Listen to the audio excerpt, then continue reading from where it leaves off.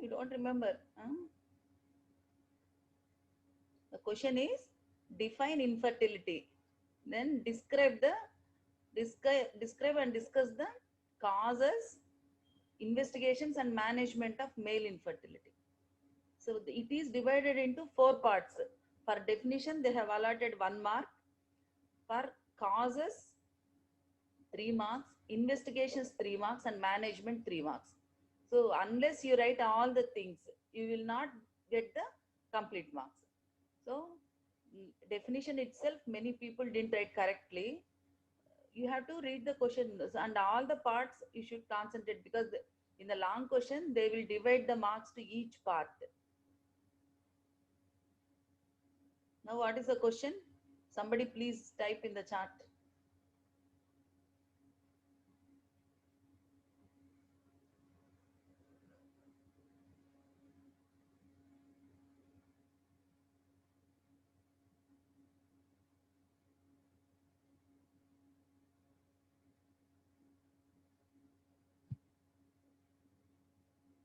Gautam, roll number 5.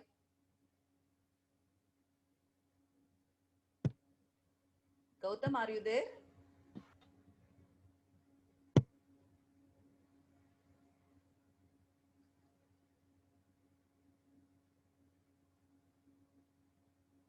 Gautam?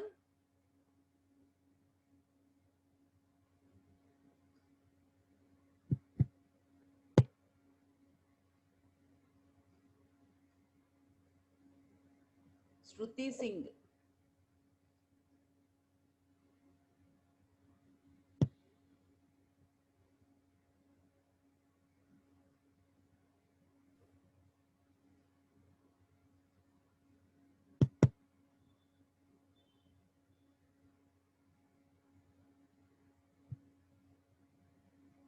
Yes. So Shruti Singh. So define infertility. Somebody should. So I don't know whether you people are hearing or not. Huh? So what is infertility, what is sterility, and how do you work up a case of basic infertility is today's class.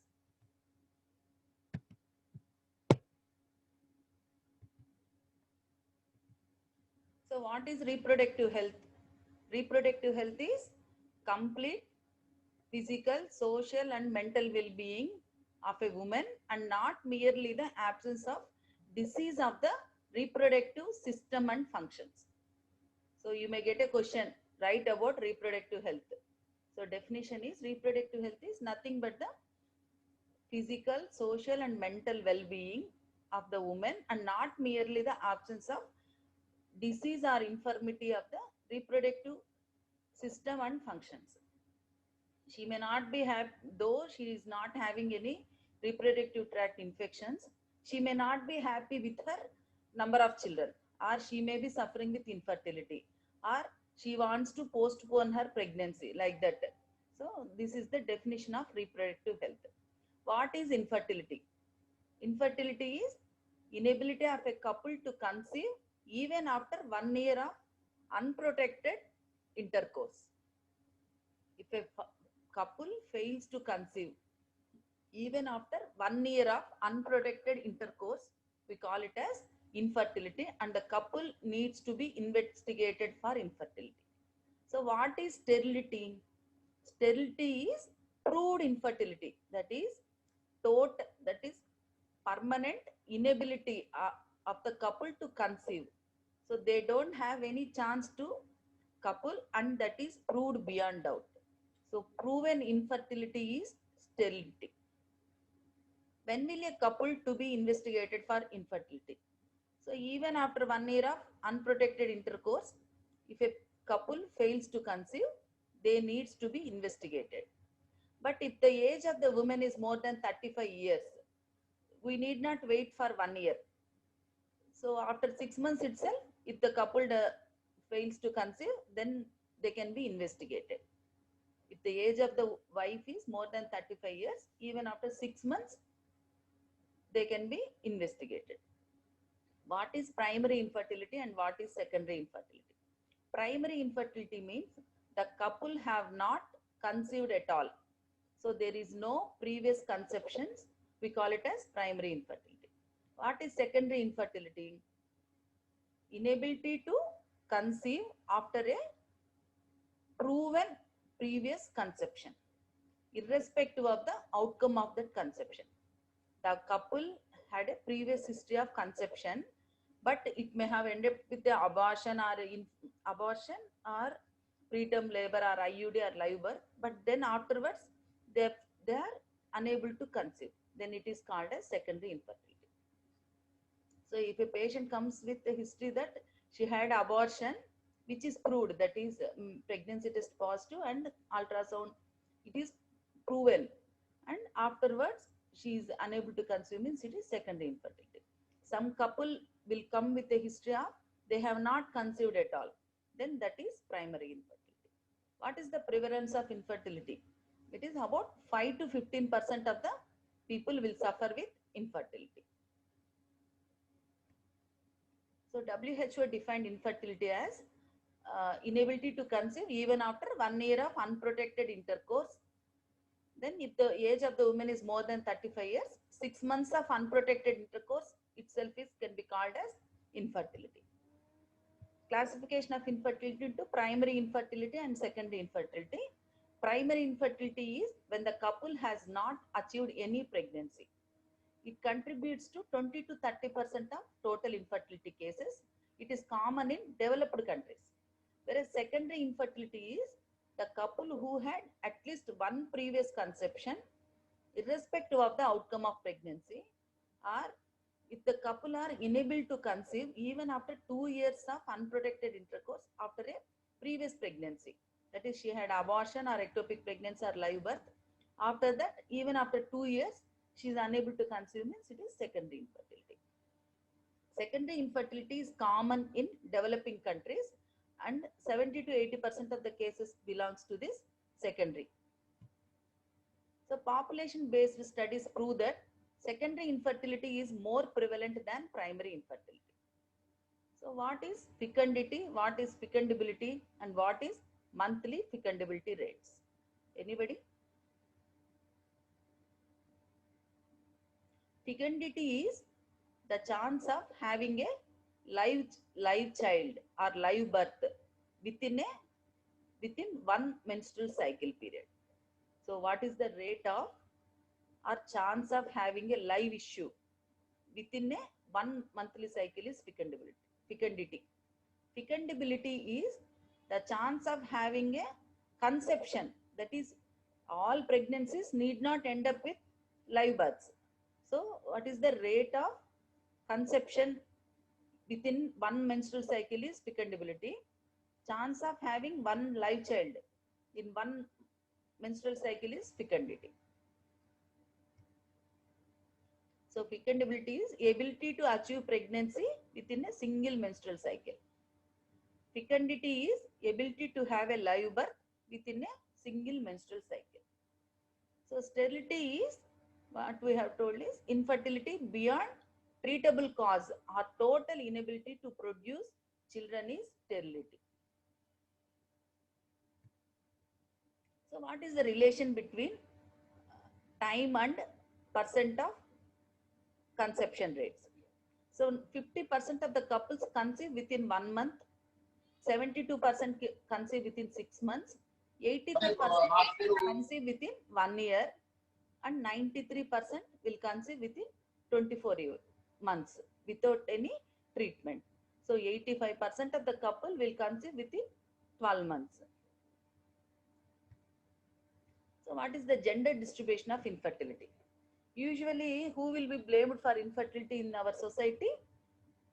Women will be blamed for infertility in society, but men are responsible for 33.3% of cases of infertility.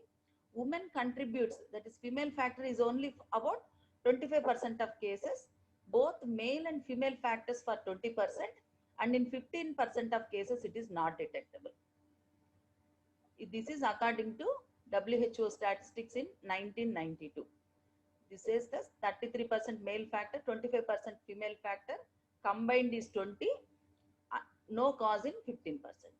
Easy to remember is Female factor contributes in 30, male factor 30%, mixed, that is both male and female factors contribute to infertility in 30% of cases, unexplained in 10% of the cases. So women alone should not be blamed for infertility. So what are the factors affecting fertility rates? There is a definite relationship between the age of the couple and fertility rates.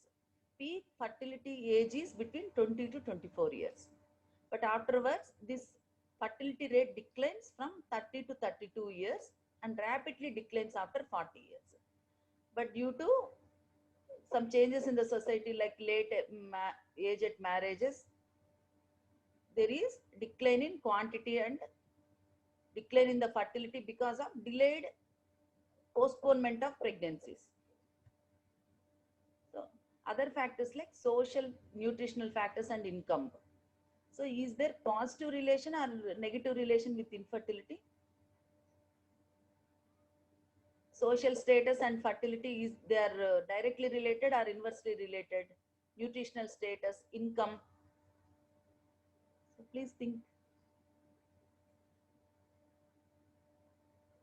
So income is high, fertility is high or low? It is low, inversely related. Very good.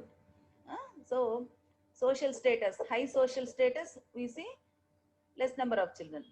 Obesity, marked obesity, or malnourished, low fertility. So nutritional status should be adequate.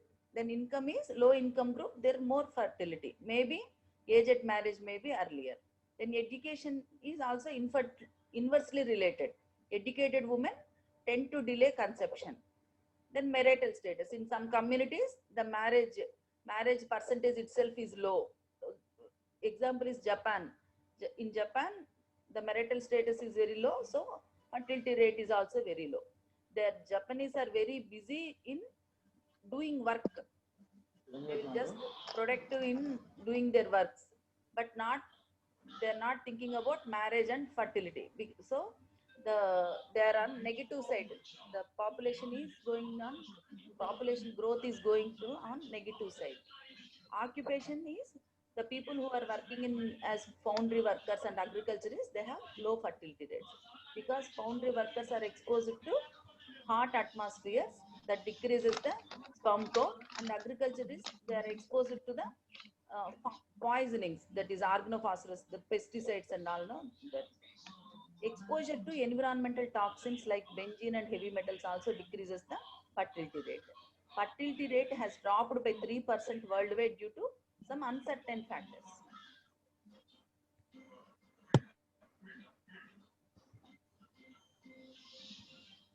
So coming to male infertility. So you frequently you will get a 4 marks question on semen analysis. It is very much repeated question, semen analysis, and on and off they may get a you may get a long question. Describe the causes of male infertility. Discuss the investigations and management. What are the causes for male infertility?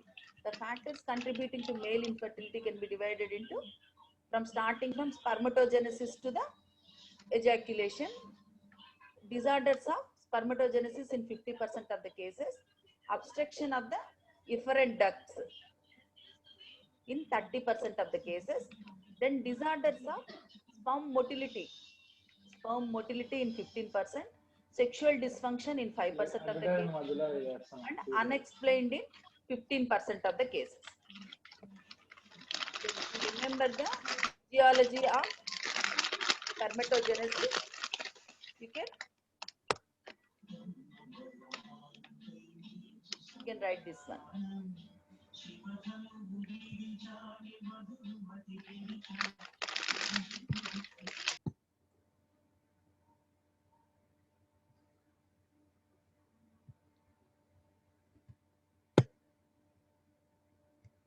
So coming to etiological classification of male infertility, endocrine causes like hypothalamic dysfunction, Kallmann syndrome, pituitary failure may be due to tumor or irradiation, then hyperprolactinemias due to drugs or any tumors like pituitary adenomas, Then exogenous androgens. The athletes, they will take exogenous androgens, so that will leads to infertility. Then thyroid disorders, both hypothyroidism and hyperthyroidism, adrenal hyperplasia and testicular failure. So endocrinopathies is one of the cause for male infertility. Then anatomical causes like congenital absence of vas deferens, obstructed vas deferens, congenital abnormalities of the ejaculatory system, varicocele and retrograde ejaculation. Abnormal spermatogenesis may be unexplained azoospermia, chromosomal abnormalities, mumps architis. Any boy suffered with mumps in childhood may land up in infertility clinic with mumps architis. Then cryptorchidism, chemical or radiation exposure. Then abnormal motility, where in Cartagener syndrome there will be absent cilia. So what is Cartagener syndrome? What is Cartagener syndrome?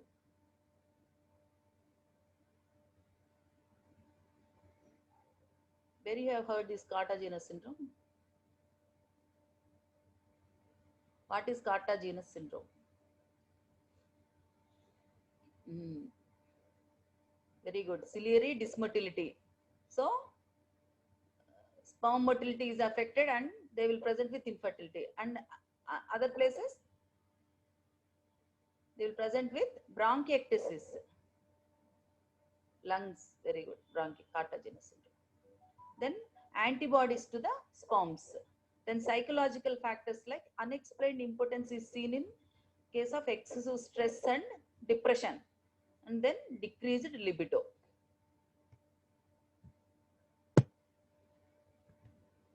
So male factors like we can classify as endocrine factors, anatomical factors, or abnormal spermatogenesis, abnormal motility, or psychosocial. Otherwise, these male factors can be divided as pre-testicular, testicular, and post-testicular causes. So each contributes 33%. You can remember pre-testicular 33, testicular and post-testicular 33% contribution. Pre-testicular causes are hypothalamic. Hypothalamic causes and pituitary causes, that is pituitary adenoma, pituitary tumors. Then testicular causes may be chromosomal abnormalities, biotonic dystrophy, bilateral anarchia or vanishing testis syndrome. That is antibodies will be present against the testis. So there will be vanishing testis, bilateral anarchia, absent testis will be there. Then Sertoli cell only syndrome, that is germinal cells are not there, germinal cell aplasia, so only Sertoli cells will be present in the testis. Then gonadotoxins, exposure to gonadotoxins, architis due to mumps and other viral infections, testicular trauma, testicular torsion, then any systemic diseases like tuberculosis, chronic illnesses, defective androgen synthesis or action, cryptorchidism, varicocele, and exposure to exogenous testosterone. These are the testicular causes for infertility, male infertility. Then post-testicular causes are disorders of sperm transport, that is congenital absence of vas deferens, or they might have undergone vasectomy, congenital and acquired, and infections like sexually transmitted infections and mumps, and sometimes erectile dysfunction, which is seen in case of diabetic patients. Out of this, common male factors are varicocele.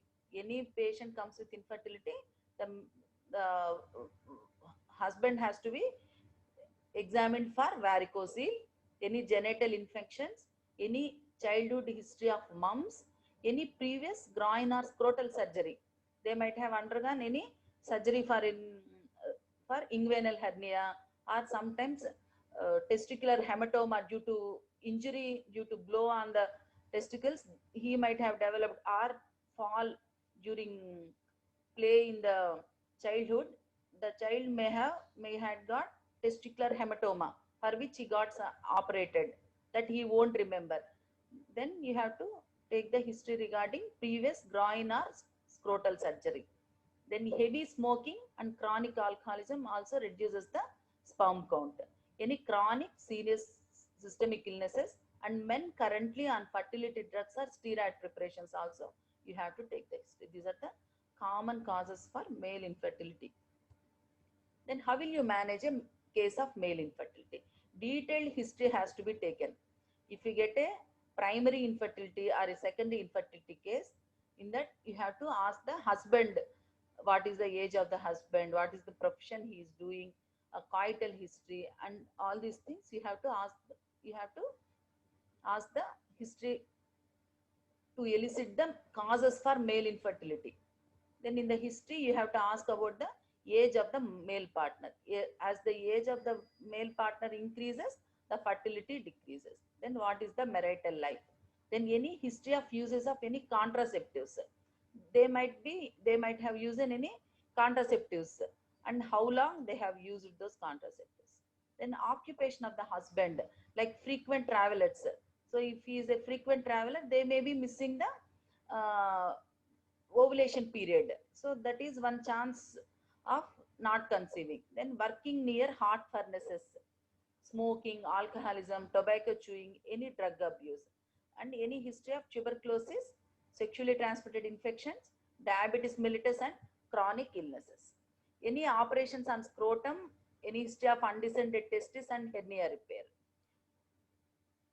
Then coital difficulties like premature ejaculation or retrograde ejaculation, and sometimes failure of ejaculation. So this history you must elicit.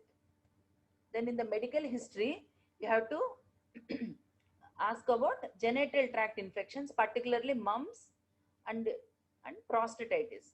History of impotency, premature ejaculation, and any libido. Surgical history of testicular torsion, undescended or mal-descended testis, prostate surgery, and hernia repair. Any trauma in the genital or inguinal region, and exposure to the heavy metals like lead, cadmium, and mercury, and any drug history, drug exposure like sulfasalazine, it impedes spermatogenesis, and any drugs like phenothiazines, antipsychotics, metoclopramide, they will cause hyperprolactinemias and any immunosuppressants. So drug history also you have to elicit. Then in the general examination, look at the height and weight of the patient. Then how is the secondary sexual characters? Any thyromegaly is the thyroid swellings are there, and local examination of the genital organs for any scars or hernia repair. Because in the inguinal hernia repair, accidentally they might have cut the ligated and cut the vas deferens. So in coming to investigations for male infertility, they can be divided into the following. That is semen analysis, hormonal assay. Even with these two, the result is inconclusive. What is the cause for infertility is inconclusive. Then you have to go for FNAC, fine needle aspiration cytology from the testis. Then testicular biopsy, immunological test, patency of the vast, and chromosomal studies. So these are all the investigations we have to do. So semen analysis is the most important part of investigating a male infertility. So how you will collect the specimen. So method of collection is the sample is collected by masturbation or by coitus interruptus. So in coitus interruptus, the, the sample is collected into a wide mouthed container, clean container. But not the condom specimens. Condom specimens are not acceptable because the condoms may contain some antiseptics.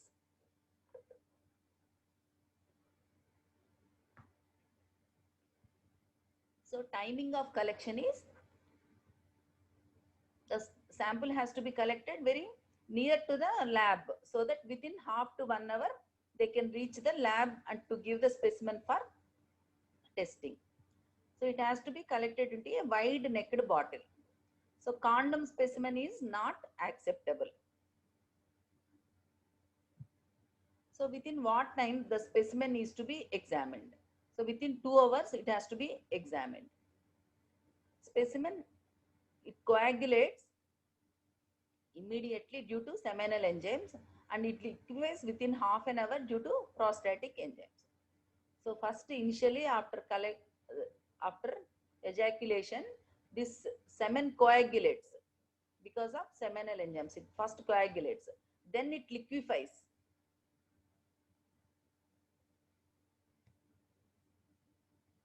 So the semen analysis is the basic laboratory investigation for assessing the male factor. So for male infertility, the investigations are very less. The basic investigation is semen analysis. If it is normal, you can uh, you can switch over to investigating the female factors, but never skip the semen analysis. Then it should be done routinely. It can be omitted if the husband has young kids within past few years or has no recent significant events. So what are the prerequisites and methods? It has to be done twice in two reliable labs and 2 weeks apart.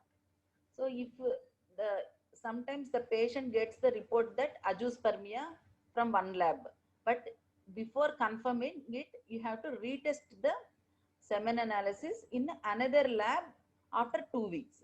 So two lab reports must be must be there to before branding that patient as azoospermic or something. So it is done at least 6 weeks after stopping any hormonal therapy. Or the patient might have suffered with any viral fevers or any infections, or he might have taken some drugs. So after 6 weeks only, we ask for semen analysis. What is the cycle in male cycle? What is the length of male cycle? In females, the cycle length is 28 days. So ovulation occurring, the cycle length is 30 days. No, in males, what is the length? What is the cycle length? Anybody? 64 days. Huh? So for usually they say that 90 days. So from spermatogenesis to dead cells, it takes about 90 days, 3 months. Then abstinence, the specimen has to be, how to collect the specimen. The couple is advised abstinence for 3 days, then they have to collect the specimen. So what will happen if they don't follow the abstinence? What will happen if they don't follow the abstinence? The sperm count will be less. But if this abstinence is prolonged, that is, if the abstinence is 6 days, then more number of dead cells will be there. So there is a strict rules that after abstinence of 3 days, they have to collect the specimen. Sample is collected by masturbation or by coitus interruptus. Contraceptive condoms should never be used for semen collection as they contain the spermicides. Sample is transported in a clean, dry plastic glass bottle within 2 hours. You can see within 2 hours, protected from heat and direct sunlight. So standard normal values of semen analysis given by WHO in 1992 is, the volume must be more than 2 ml, color is grayish yellow, pH 7.2 to 7.8, liquefaction time is less than 20 minutes. The viscosity is assessed by visually by time needed for 1 drop to leave a standard pipette. Then sperm count is more than 20 millions per ml. This is the values given by WHO in 1992. The motility, sperm motility is classified into 5 grades. There are grade 0, 1, 2, 3 and 4. But normally 50% must be with grade 2 and 25% with grade 3. And motile sperm count is nothing but sperm count into percentage of sperms motile into semen volume by 100. This is the motile sperm count. Morphology is more than 30% must be normal. Additional measures like fructose, normally it should be between 200 to 300 milligrams per deciliter. If fructose is absent, it is seen in ejaculatory duct obstruction, seminal vesicle destruction and increased fractolysis. The WBC, that is leukocytes, should not be more than 1 million per ml. RBC is not present, microorganisms are not present. So in 2010, what is the WHO recommendations? So this is also one 4 marks question given. Write about the WHO 2010 standards of normal semen analysis. So they have, you should remember this one. Volume is 2 ml, pH is 7.2 to 7.8, viscosity is less than 3 in a scale of 0 to 4. Sperm concentration, that is number of sperms per ml, is 15 millions per ml. Total sperm count is more than 40 millions per ejaculation. Motility, how will you get this total sperm count? Total volume into sperm concentration is total sperm count. Then motility must be more than 32% with the forward progression of more than 2, and normal morphology, more than 4% must have normal morphology. Round cells, that is abnormal cells, must be less than 1 million per ml. Sperm agglutination is less than 2. So this you should remember. So what is aspermia? No semen is aspermia. For ejaculation, there is no semen, means it is aspermia. Azoospermia means no sperms in the semen. Oligospermia means low sperm count. Asthenospermia is no motility or decreased motility. Necrospermia means, necro means dead cells, more dead sperms. Teratospermia means abnormal morphology of sperms. So you should remember this: aspermia, azoospermia, oligospermia, asthenospermia, necrospermia, and teratospermia. So not only the count, concentration, and morphology, you should also look for the what is the sperm function, the function, whether the function is normal or not. So it can be done by sperm penetration assay or hamster egg penetration.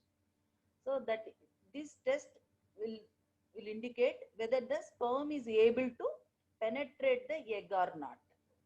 Then where you can use the hamster egg or human Jonah binding assay is, it will test the ability of the sperm to bind to Jonah or not. Then hypoosmotic swelling test and acrosome reaction assay. These tests to know the sperm function. Then you should also know what is postcoital test, what is Miller-Kucherov test, sperm penetration test, and semen cervical mucus contact test. So what is postcoital test?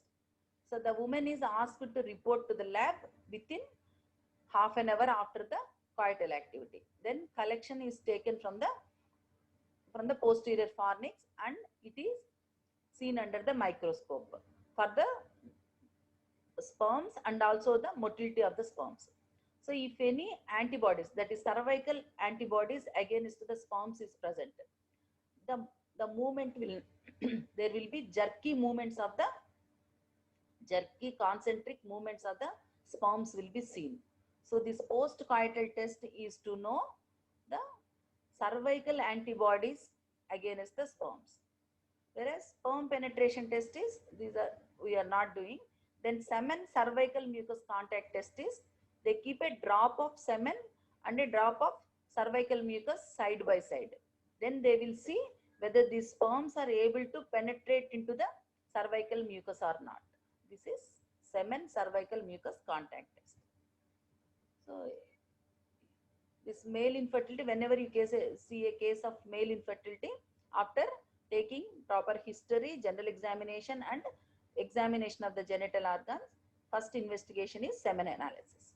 If the semen examination is normal findings, if it is abnormal, you have to investigate further with ultrasound for any varicocele or any local causes. Then hormonal assay, FSH, luteinizing hormone.